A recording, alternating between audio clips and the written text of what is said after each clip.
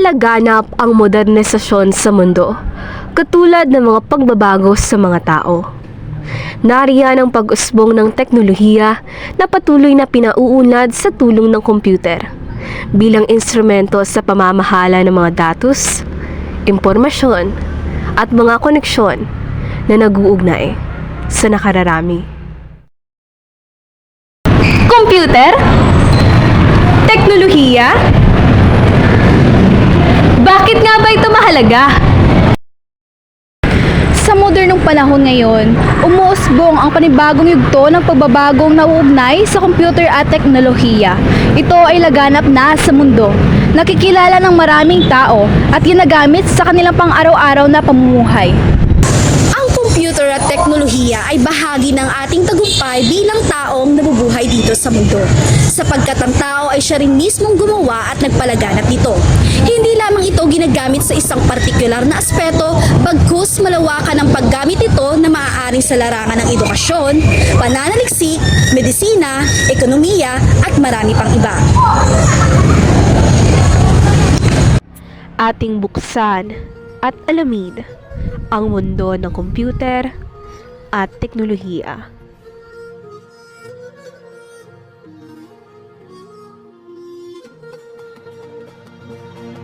Iba na talaga ang panahon ngayon, di na tulad ng dati.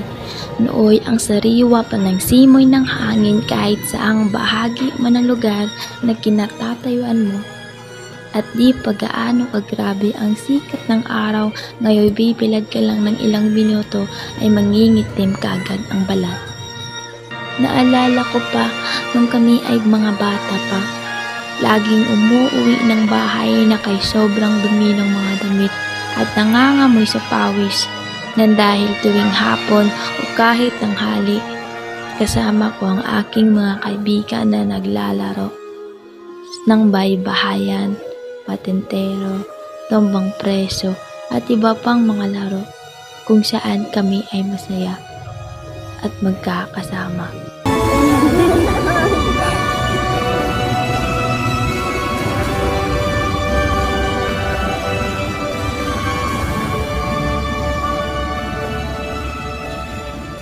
Dati, magkakasala ka, merong lulod sa sinumunggo ang parusa. At ito ay parte ng pagdidisiplina. Ngunit ngayon, mga kabataan, karamihan ay nagpipiling mataas kaysa sa posisyon ng mga magulang. Yung iba, kahit sila na yung may mali, sila pa yung galit. Magkaiba ang sitwasyon bawat eksena sa buhay. Kaya wala na kaming ibang magawa kundi intindihin at pabain ang pasensya. Suportahan, pagsabihan, at ipapaintindi sa bawat sitwasyon na kanilang nararanasan o kung saan sila nahihirapan. Respeto, marunong makumbaba, at tamang asal ang importanteng matutunan, hindi puro katalinuhan dahil aanhin ang talino kung nananapak ka naman ng kapwa mo tao. Teknolohiya ang inimbento na kung saan maraming tao ang adik dito. May maganda man itong naidudulot, ngunit di maiiwasan ang masamang dulot sa kalusugan. Minsan, sa paggamit ng teknolohiya ay nawawala na tayo ng atensyon sa isa't isa. Minsan, responsibilidad ay nakakalimutan lalo na sa mga gawaing bahay. Minsan, larong online games ang inuuna bago gawain sa eskwela.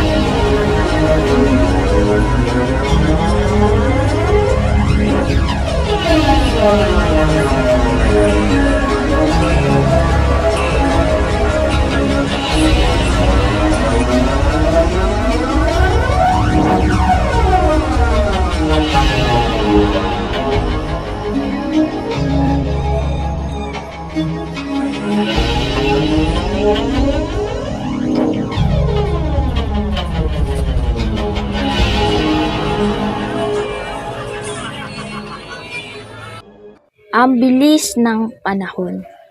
Dati nagsasaya sa labas kasama ang mga kaibigan.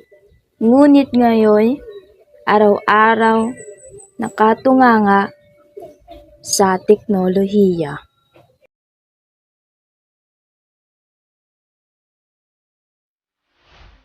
Hindi talaga natin maiiwasan ang masamang epekto.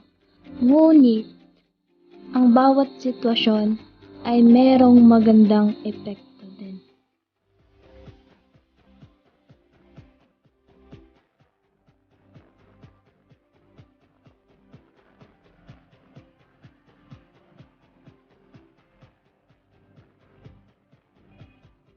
Kung inaakala natin na lahat na lang ng bagay ay masama, nakadepende na din sa atin kung paano natin dadalhin o paano natin aayusin ang bawat bagay at sitwasyon na ating dinadanas.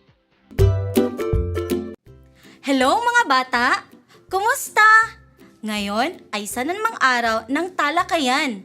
Sabay tayong tumutok, makinig at matuto dito sa TV Eskwela.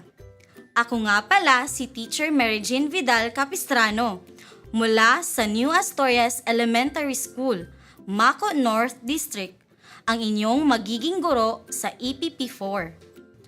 Ang mahalagang pag-aaralan natin ngayon ay tungkol sa ICT o Information and Communications Technology. Tara na sa mundo ng ICT. Ano ba ang ICT? Ano ba ang tungkuling ginagampanan nito sa pang-araw-araw nating buhay? Ito ba ay nakakatulong o nakakasagabal sa ating pagkatuto? Paano ba ito nakatutulong sa atin bilang mag-aaral? Ilan lamang yan sa mga katanungang sasagutin ng module na ito. Meron ba nito sa inyong paaralan? Ano ang tawag dito? Ano-ano ang makikita sa loob ng isang DepEd Computerization Program Room?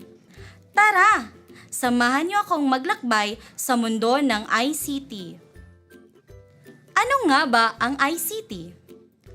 Ang Information and Communication Technology o ICT ay tumutukoy sa iba't ibang uri ng teknolohiya na ginagamit sa komunikasyon upang maproseso, mag-imbak, lumikha at magbahagi ng mga impormasyon. Ilan sa mga halimbawa nito ay ang radio, television, smartphones, internet, at computer. Computer. Ito ay binubuo ng iba't ibang bahagi. Ang mga ito ay nagtulong-tulong upang makagawa ng pangunahing gawain. Ang mga bahaging ito ay tinatawag na devices. May tatlong bahagi ng computer. Una, input devices. Binubuo ng keyboard, mouse, at camera. Pangalawa, output devices. Binubuo ng monitor, printer, at speaker. Pangatlo, storage devices. Binubuo ng hard disk at compact disk. Keyboard. Ginagamit para mag-type ng mga titik, numero at mga simbolo. Mouse. Ito ang kumokontrol sa galaw ng on-screen pointer na nagsasaad ng gawain ng computer. Desktop camera. Kadalasang ginagamit upang makita ang nais makausap sa video chat o video conference. Ginagamit din ito upang kumuha ng larawan. Central Processing Unit o CPU. Ito ang utak ng computer. Matatagpuan ito sa loob ng system unit. Ito ang nagsasaad sa mga bahagi ng computer kung ano ang pangunahing gawain. Monitor. Ito ay katulad ng telebisyon. Dito lumalabas sa pamamagitan ng display ang mga impormasyon na nanggaling sa computer. Printer.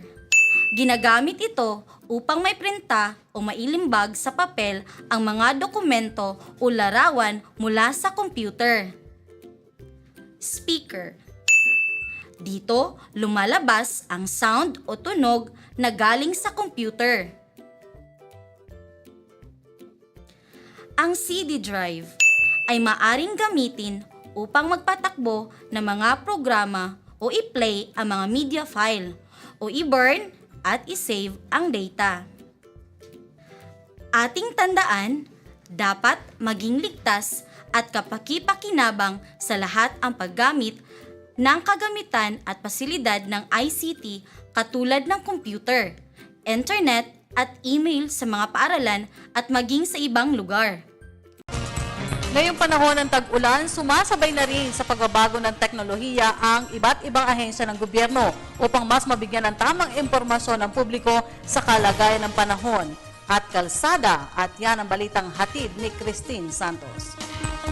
Normal na para sa mga Pilipino ang pagkakaroon ng mabigat na trapiko sa ating mga kakalsadahan na kadalasang pinatitindi pa ng malakas na pag-ulan at pagbaha. At ngayon ngang usong-uso na ang paggamit ng mga smartphones, mas lalo pang pinaganda ng Pag-asa at MMDA at iba pang ahensya ng pamahalaan ng kanilang serbisyo sa publiko, lalo pa ngayong panahon ng tag-ulan. Gamit ang social media site na Twitter, maaari nang malaman ng mga bagong update sa kalagayan ng panahon, trapiko at kung may mga pagbaha sa mga kalsada sa Metro Manila. Para sa real-time updates ng MMDA, maaari silang i-follow sa @MMDA at DOST_Pag-asa naman para sa up-to-date weather information. Bukod pa riyan, naglabas din ng MMDA ng application para sa mga tablet at smartphones. Ang MMDA app na ito ay isang general traffic indicator at nagbibigay din ng impormasyon hinggil sa mga batas trapiko. May 3 view types ang app na ito. Ipinapakita sa system view ang bigat ng trapiko sa mga major roads sa Metro Manila gamit ang iba't ibang kulay. Halos kaparehas din ito ng map view, subalit mas detalyado ito at nagpapakita ng kalagayan ng northbound at southbound traffic. Bukod dyan, mayroon ding list view kung saan espesipikong pangalan ng kalye ang ipinapakita katabi ng color-coded indicator ng northbound at southbound lanes. Sa kabila naman ng mga bagyo at malakas na pag-ulan at iba pang kalagayan, maaaring mag-anunsyo ng canceled flights ang DOTC. Upang agarang ma-monitor ang mga ito at hindi na masayang ang inyong oras, maaaring i-follow ang ahensya sa @DOTC Philippines. Ang teknolohiya ay may malaking bahagi sa ating buhay, lalo na sa ngayon, sa kasalukuyan na kung saan ang teknolohiya ay naging parte na ng ating buhay. Sa tamang paggamit, ito ay nakakatulong sa atin, nagpapadali sa ating araw-araw na pamumuhay. Sa pakikipag-usap gamit ay cellphone o sa paghahanap ng impormasyon sa internet. Ibig sabihin, ang teknolohiya ay nakatutulong upang mapabilis ang ating pananaliksik at ang nagbibigay sa atin ng access sa impormasyon at koneksyon sa lahat ng mga tao, hindi lang sa bansa natin, kundi na pati sa buong mundo. Ang paggamit ng wikang Filipino sa larangan ng komputer at teknolohiya ay isang hakbang tungo sa mas maayos na pagpapahayag na ang komputer na produkto ng teknolohiya ay napakamakapangyarihang kasangkapan na kung saan ay nakapagdudulot ng parehong masama at mabuting epekto. Tamang paggamit ang susi nito. Sa pamamagitan din ng paggamit ng wikang Filipino sa ganitong larangan ay naipaaabot ang tunay na kahulugan at kaalaman sa ating kapwa mamamayang Pilipino. Dapat na tayo ay maging responsable sa paggamit, pagbahagi o pagbabasa ng impormasyong ating nakakalap at naipahahayag. Dapat nating tandaan na ang komputer at teknolohiya ay isang kasangkapan lamang na maaari nating maging katuwang. Huwag sana nating paghariin ito sa ating buhay. Ating tandaan na ang lahat ng bagay ay may limitasyon. Gamitin ito ng naaayon.